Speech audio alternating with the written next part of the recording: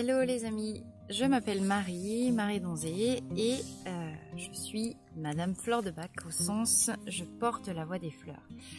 Petite vidéo à l'occasion du lancement de cette chaîne qui vise en fait à vous révéler la voix des fleurs pour vous expliquer un petit peu comment fonctionne tout ce système absolument magnifique et mirobolant que le Dr Bach a découvert et pour vous dire qui je suis, voilà, et comment moi aussi j'en suis arrivée là. Donc petite présentation personnelle pour démarrer. Donc ça fait maintenant une douzaine d'années que je suis en contact et que j'ai découvert les fleurs. J'ai croisé les fleurs sur mon chemin il y a 12 ans exactement. Je suis pas très douée avec le temps qui passe, mais et c'était dans une période effectivement, quand on croise les fleurs, c'est qu'on va pas très bien en général, parce que quand c'est le bonheur et la plénitude absolue, on n'a pas forcément besoin d'elles, et encore possiblement qu'on se trompe. En tout cas, j'étais dans une période possiblement de burn-out. On parlait pas encore trop de ça à ce moment-là, et c'est une de mes collègues qui avait été, elle, fleuropathe pendant 14 ans en Suisse. En Suisse, ils sont beaucoup plus avancés qu'en France à ce niveau-là. Et qui m'a dit, Marie, je te trouve pas très bien. Est-ce que tu veux que je te fasse un petit flacon de fleurs? Donc j'ai dit oui. Et la marmotte aussi, elle fait du chocolat. Non, ça a à voir avec ça. Je savais pas du tout de ce dont elle me parlait. En tout cas, ce que je sais, c'est qu'on a fait une séance. Elle m'a fait un petit flacon, mélange personnalisé. J'ai tenu le flacon dans mes mains. Elle m'a dit, mets-le là, dans ton soutien-gorge, ça va faire sur le plexus, ça va faire comme une perfusion. Et j'ai failli me casser la figure. J'ai eu des vertiges, mes jambes se sont dérobées immédiatement sous moi. J'ai pris une tornade sur le coin de la tête et j'ai dit waouh, qu'est-ce que c'est que ce truc, je veux comprendre ça. En 3 jours, j'étais requinquée, j'avais remonté la pente, j'avais même pas besoin de continuer le flacon, c'était un truc de dingue. Et je me suis mise à lire les livres, je me suis mise à en tout cas vouloir décortiquer et comprendre ce qui s'était passé. Donc effectivement, j'arrive dans les premiers livres sur les écrits Les 12 guérisseurs du Dr Bach, et je lis ces quelques mots admirables d'Édouard, mon copain Édouard. Ah non, Édouard c'est mon copain. Édouard Bach qui dit nous sommes malades parce que nous avons oublié notre nature divine, et parce que, ayant oublié notre nature divine, nous laissons nos défauts s'installer dans notre personnalité. Ce qui nous rend malades, ce sont ces défauts-là. Les fleurs de Bach que le créateur, alors Édouard Bach, je fais une petite parenthèse, on est vraiment tout début du XXe siècle, il est né en 1896, il est mort en 1936, donc il a découvert ce système-là entre 1920-1936. On est dans une époque, il est anglais, il a vécu toute sa vie en Angleterre. On est dans une époque où la religion est très présente, où les gens ont beaucoup plus la foi qu'aujourd'hui. On n'est pas du tout dans la société actuelle et aujourd'hui. Donc Édouard, qui est très empreint de cette foi, de Dieu, de la présence de Dieu partout, donc nous exprime que pour pallier nos défauts, pour rétablir l'équilibre, pour transmuter nos défauts en leurs qualités associées, le Créateur, dans sa grande puissance et dans sa grande bonté, a mis dans la nature, à notre portée à tous, les fleurs qui sont les remèdes pour pas à pas rééquilibrer notre personnalité et retrouver notre nature divine. C'est pas beau ça? Il ajoute le système que j'ai conçu autour de ces fleurs de Bach est tellement simple et tellement efficace que n'importe qui peut se l'approprier et se soigner par lui-même, sans qu'il ne soit besoin d'aucune sorte, que quiconque, qu'une autorité, qu'une institution, que quoi que ce soit mette le grappin dessus. Bon, ça c'est moi qui transmets un peu avec mes mots, mais sans que quiconque remette le grappin dessus et s'approprie le système. C'est-à-dire que chacun peut, dès lors qu'il décide de faire lui aussi un pas vers les fleurs, de se soigner par lui-même. D'accord? Alors, je vais ouvrir une brèche maintenant. C'est pour ça, et c'est écrit dans les prologues de ces bouquins, que je suis farouchement, je vais me faire des ennemis, opposée à ce système de formation qui vise à devenir conseiller agréé en fleurs de bac. Parce que par essence, c'est à l'opposé de la pensée d'Edouard Bach. Je n'interviens pas sur la qualité de la formation. Je ne l'ai pas faite, je refuse de la faire. Ça n'empêche qu'effectivement, je pense que les gens qui sont formés, les conseillers agréés, s'il y a des conseillers agréés en fleurs de bac qui me regardent, bonjour. Je ne remets surtout pas en cause la qualité de vos connaissances, bien sûr que non. Mais je pense que, et c'est écrit par Édouard, ce sont les mots d'Édouard, il n'est nul besoin qu'il y ait un agrément qui soit porté. Parce que le Créateur a mis ses fleurs dans la nature à portée de tous et que chacun peut les utiliser par lui-même. Point. Et l'essence, elle est là. C'est tout. Alors, vous voyez que je me trouve, évidemment, en pleine nature, dans cette énergie magnifique, qu'a ressenti aussi Édouard Bach, pour vous parler de ce système-là. Le système, il est très très simple. On a l'habitude de séparer les émotions négatives des émotions positives. Quand vous assistez ou si vous faites une formation sur les émotions, on vous dit oui, il y a les émotions négatives, il y a la peur, la tristesse, la culpabilité, et il y a les émotions positives, la joie, l'enthousiasme, nanana. Stop, on arrête, là aussi on arrête. Il n'y a pas de position d'émotions négatives ou d'émotions positives, mais c'est... On vous en fume beaucoup, là, pour pas dire autre chose. C'est pas vrai, le bien, le mal, ça n'existe pas dans la nature. Est-ce que vous croyez qu'un lion, quand il bouffe une gazelle, il se dit « Ah, zut, c'est mal, la gazelle, elle va éprouver des émotions négatives. » Non, on arrête, c'est le système judéo-chrétien, c'est 2000 ans de culture, là. Le bien, le mal, rien, que dalle. On arrête de se considérer selon une vision séparatiste. Nous sommes des êtres de la nature. Regardez, voilà. Le soleil, le jour, la nuit. S'il n'y avait pas de nuit, il n'y aurait pas le jour. S'il n'y avait pas de la pluie, il n'y aurait pas de soleil. Regardez, quand il n'y a qu'une seule chose, comment ça crée des déséquilibres et comment le mal s'installe dans le déséquilibre. C'est ça le discours d'Édouard. Tout le monde veut être lumière. Tout le monde veut être un magnifique soleil. Tout le monde veut rayonner, moi la première.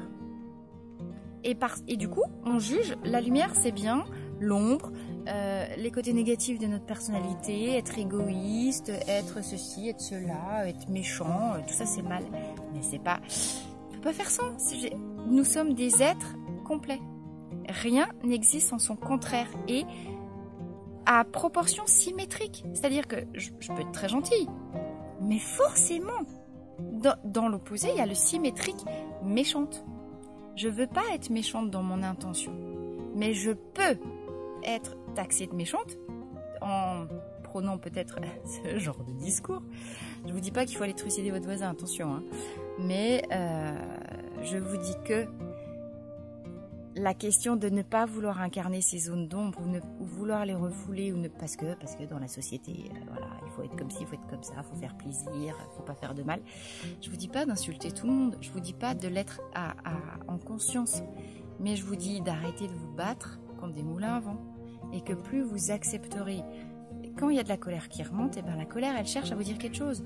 Quand vous avez de la culpabilité qui remonte, elle cherche à vous dire quelque chose, cette culpabilité. Nos émotions sont des messagers de notre cerveau limbique et sont des messagers de notre puissance intérieure qui veut nous signifier que quelque part à l'intérieur de nous, il y a un déséquilibre. Point. Donc comment s'observer, comment être dans le non-jugement vis-à-vis de soi, pour écouter les messages qui viennent de ces profondeurs. Parce que dans nos profondeurs, nous sommes connectés à la nature. Et que la nature obéit à la loi de l'équilibre. Cette loi d'équilibre qui dit que ce qui est dedans est comme ce qui est dehors.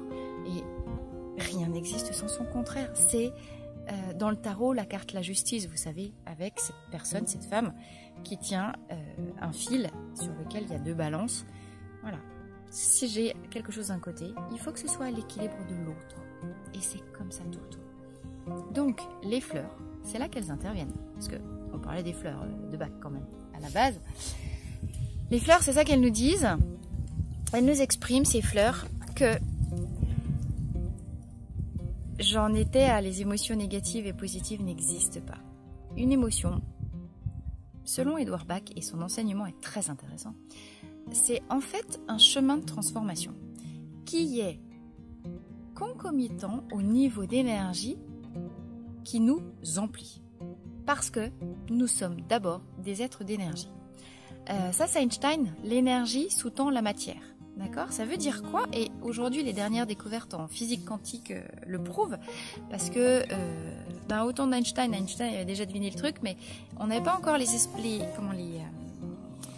appareils qui permettaient d'aller observer les atomes à l'intérieur. D'accord? Aujourd'hui, on a les appareils suffisamment puissants qui nous permettent de rentrer vraiment à l'intérieur même des noyaux, à l'intérieur des particules subatomiques, et nous avons, les savants ont découvert les petits filaments, vous voyez un petit peu comme tous ces rayons de soleil là derrière moi qui percent ces feuillages magnifiques. Et donc les savants ont découvert des petits filaments d'électricité comme des filaments dans les ampoules, et on appelait ça la théorie des cordes. Cordelettes, parce que filaments d'énergie pure. Donc de l'énergie pure, ces filaments d'énergie se trouvent à l'intérieur de n'importe quelle particule subatomique. Vous prenez n'importe quel atome de matière qui vous crée, à l'intérieur de ces noyaux-là, il y a de l'énergie pure. L'énergie, c'est de la lumière. Nos pensées, c'est de l'énergie. Et nos émotions, c'est de l'énergie qui vibre. Mais voilà, je viens de vous dire le mot. Une énergie, ça vibre. Donc, et ça vibre à une fréquence particulière. Si vous êtes bas en énergie, ça va vibrer bas. Je vous le fais très simple, hein, schématique. Petit raccord, une petite interruption momentanée due aux enfants. Je reprends là où j'en étais. Donc effectivement, l'énergie, elle vibre. Il y a des fréquences et des vibrations, enfin ce qu'on appelle la vibration énergétique. C'est exactement, et du coup, le niveau d'énergie dont vous êtes empli est très très important. Quand vous êtes haut en énergie, vous êtes, voilà, comme en haut de la montagne, comme quand vous allez au ski, vous arrivez tout en haut du tire-fesse. Votre niveau d'énergie élevé vous permet d'avoir une vision élevée sur les choses, et vous avez du coup la vision de toute la vallée qui s'étend devant vous, et tout va très très bien. Quand vous êtes bas en énergie, vous n'avez pas eu la possibilité de prendre le tire-fesse et de monter, et vous êtes au fond de la vallée. Et au fond de la vallée, qu'est-ce qu'il y a? Le brouillard. Donc c'est la catastrophe, d'accord? Vous la voyez l'image. Quand vous êtes bas en énergie, vous êtes au fond de la vallée, vous êtes dans le brouillard, et donc vous avez des émotions et vous ressentez des émotions qui sont à la hauteur de votre vision. Vous avez des émotions négatives. Quand vous êtes haut en fréquence vibratoire, quand vous êtes plein d'énergie, vous êtes tout en haut de la montagne, vous êtes par-dessus la vibration, par-dessus les nuages, comme un avion qui monte, qui décolle, qui transperce la zone de turbulence et qui arrive après au-dessus des nuages. Et si vous avez déjà vécu cette expérience-là avec un avion, on arrive dans quelque chose qui est proche de la paix absolue. Au-dessus des nuages, vous avez transcendé les turbulences, vous êtes au-dessus, d'accord? Les fleurs de Bach, elles ont cette vocation-là. Elles ont cette vocation de vous faire traverser vos propres turbulences émotionnelles internes pour arriver à les transcender, pour arriver à les dépasser et pour arriver dans cette zone de paix, la paix intérieure. Vous êtes alors en émergence.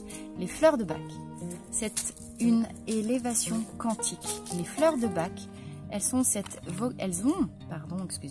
vocation parce que elles vont faire monter votre état vibratoire, vos fréquences vibratoires. Elles vont vous permettre de vous élever du fond de la vallée, qui est en brouillard, au sommet de la montagne. C'est très très simple. L'équation, elle se résume en 3 mots. Vision, énergie, action. Vous êtes dans une énergie faible, vous êtes fatigué, vous êtes pressé comme un citron par votre patron, par votre job. Quand vous rentrez à la maison, vous courez partout, il y a les enfants, il faut faire ci, il faut faire ça, bref. Vous avez une énergie, je vais faire très simple, énergie de merde égale vision de merde égale action de merde. Il y a mieux comme ambition de vie. Ok. Les élixirs de fleurs de bac, elles ont vocation à vous mettre un petit coup de pied au derrière pour vous faire remonter en fréquence vibratoire et donc pour vous faire monter en énergie.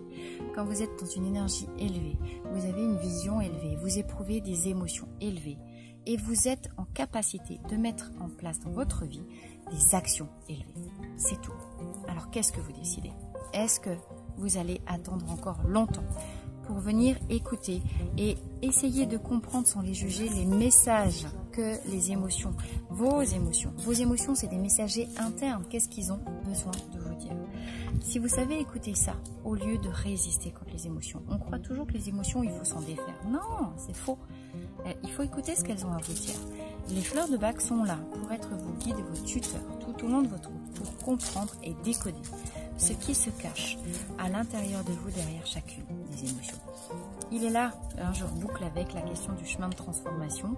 Quand vous éprouvez une peur, la fleur de bac associée à cette peur va vous permettre d'aller connecter le courage de traverser la zone de turbulence qui s'ouvre à vous. Quand vous êtes dans la culpabilité, il s'agit en fait de comprendre la question de la juste responsabilité. Quelle est votre responsabilité juste dans l'affaire qui vous touche?